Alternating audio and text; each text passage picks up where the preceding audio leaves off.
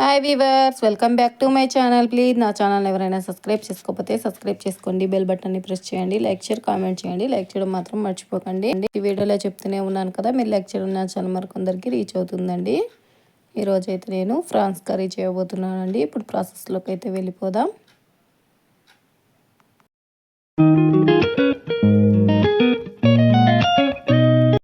ముందుగా అయితే ఒక అరకిలో ఫ్రాన్స్ని తీసుకొని శుభ్రంగా కడిగి పక్కన పెట్టేసుకోవాలండి. తర్వాత చింతపండు నానేసుకొని ఇప్పుడు స్టవ్ వెలిగించి కడాయి పెట్టుకొని అందులో ఒక 5 స్పూన్ల ఆయిల్ వేసేసుకోవాలి.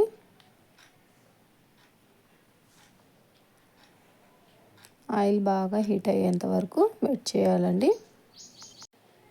ఆయిల్ బాగా హీట్ అయ్యాక ఇందులో ఒక 2 పచ్చిమిర్చి, 1 కప్పు ఉల్లిపాయ సన్నగా తరిగింది వేసి ఇది బాగా గోల్డెన్ బ్రౌనిష్ కలర్ వచ్చేంత వరకు ఫ్రై చేసుకోవాలండి. కలుపుతూనే ఉండాలి, అడుగంటుతుంది లేకుంటే. ఇప్పుడు ఇందులోనే 1 టీ స్పూన్ అల్లం వెల్లుల్లి పేస్ట్ వేసుకుంటే వేసుకోవచ్చు, లేదంటే లేదండి. మధ్య మధ్యలో కలుపుకుంటూ ఉండండి.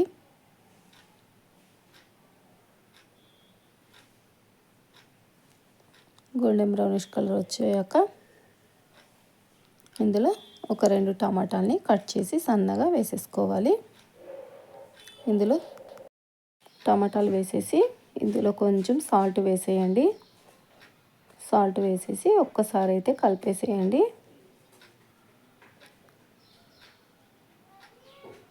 కలిపేసి మూత పెట్టేయండి.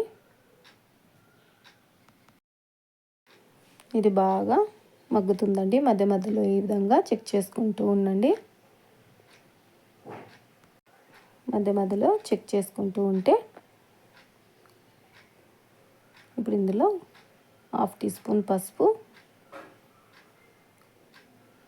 1 స్పూన్ కారం, ఇది బాగా కలిపేసేయండి. బాగా కలిపేసి ఇప్పుడు ఇందులో ఫ్రాన్స్లో నేను పసుపు, ఉప్పు కలిపేసి పక్కన ఉంచేసానండి. ఇప్పుడు దీన్ని కూడా బాగా కలిపేసి చింతపండు ఉంది కదా, దాన్ని బాగా మ్యాష్ చేసేసుకొని రసాన్ని అయితే ఇందులో వేసేసుకోవాలి. పులుపుకి సరిపడా వేసుకోండి, పులుపు ఇష్టం లేని వాళ్ళు స్కిప్ చేసేయచ్చు. ఇప్పుడు ఇది బాగా కలిపేసి కొన్ని వాటర్ వేద్దామండి, ఎందుకంటే పులుపు ఉంటుంది కదా. ఇప్పుడు కొంచెం కల్లుప్పు అయితే వేస్తున్నాను. వాటర్ వేసేసి ఒక్కసారి అయితే కలిపేసేయండి. కలిపేసి ఇప్పుడైతే మూత పెట్టేయండి. బాగా బాయిల్ అయ్యేంత వరకు, కొంచెం నీళ్ళు అనేవి ఇంకిపోయేంత వరకు ఉడికించుకోండి. ఇది తొందరగానే కుక్ అవుతుందండి ఫ్రాన్స్ అనేవి.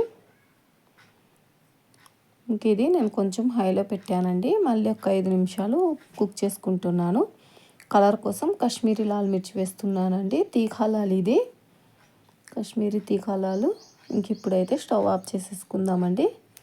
స్టవ్ ఆఫ్ చేసేసుకొని ఫైనల్గా కొత్తిమీర అయితే యాడ్ చేయాలి. కొంచెం గ్రేవీ అనేది చిక్కపడింది చూడండి. కొత్తిమీర వేస్తేనే కదండి ఏ కూర అయినా టేస్ట్ వస్తుంది. కొత్తిమీర వేసేసి ఒక్కసారి అయితే కలిపేసి ఇంకొక 5-10 నిమిషాలు స్టవ్ ఆఫ్ చేసేసి పక్కన పెట్టేయండి. ఇంకా నేనైతే ఒక 10-15 నిమిషాలు వదిలేసానండి. చూడండి గ్రేవీ అనేది ఎంత బాగా కనిపిస్తుందో. ఇప్పుడైతే ఒక్కసారి అయితే కలిపేద్దాము. కలిపేసి సర్వింగ్ బౌల్లోకి అయితే తీసేసుకుందామండి. సర్వింగ్ బౌల్లోకి అయితే తీసేసుకొని చపాతీలోకైనా, సంగట్లోకైనా, రైస్లోకైనా, దేంట్లోకైనా సరే ఫ్రాన్స్ కర్రీ అనేది చాలా బాగుంటుందండి. వీడియో కానీ నచ్చినట్లయితే లైక్ చేయండి, సబ్స్క్రైబ్ కామెంట్ చేయండి.